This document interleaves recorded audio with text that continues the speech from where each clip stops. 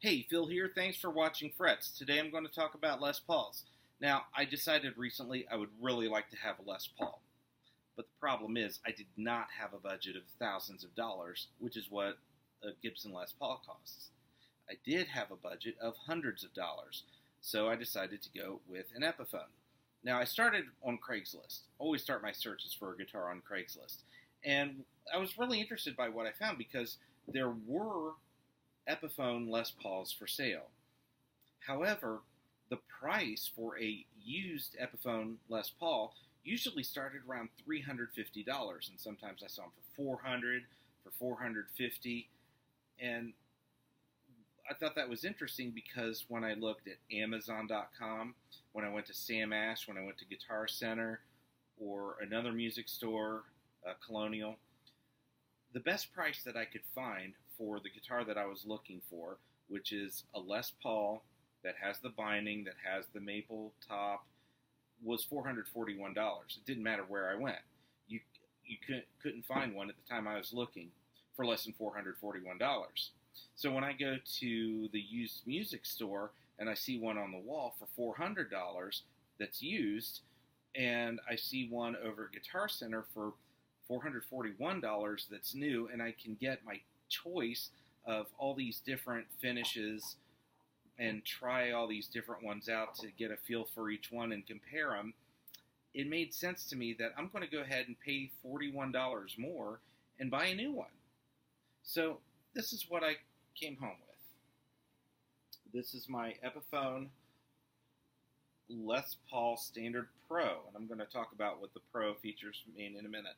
Now, what I really like about this, I like the color. The color is Honeyburst, and I really like that you can see the wood grain on the maple cap. Some things I like about Les Pauls anyway, they're just gorgeous.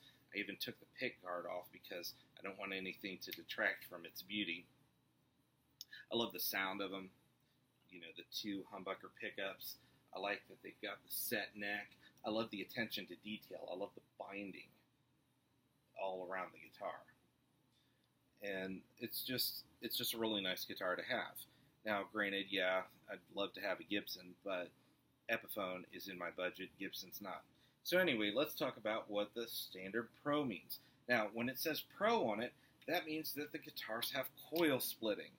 So here's what the neck pickup sounds like.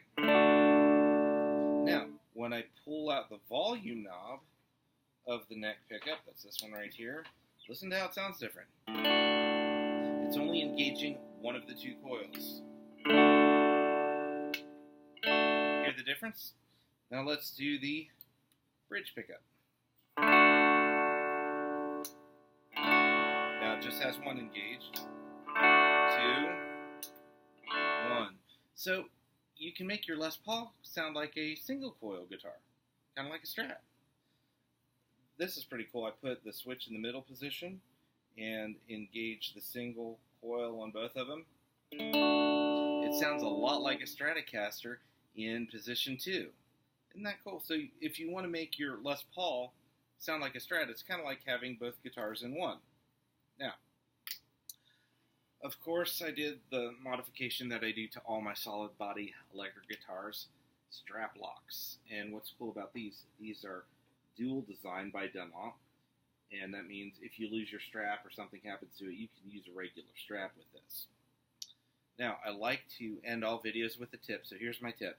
When you have a Les Paul, whether it's a Gibson, an Epiphone, or made by one of the many different manufacturers from all around the world, keep it in the case or keep it on a stand. Because of the nature of these guitars having the set neck,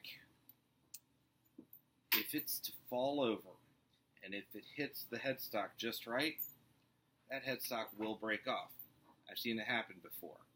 And because it's got a glued-on neck, it's much more difficult to work on. You most likely will have to take it to a professional to have done. And even though the repair can be good and solid, you'll always know that the headstock was off of that. So keep your Les Paul in the case. This is Frets. Thanks for watching.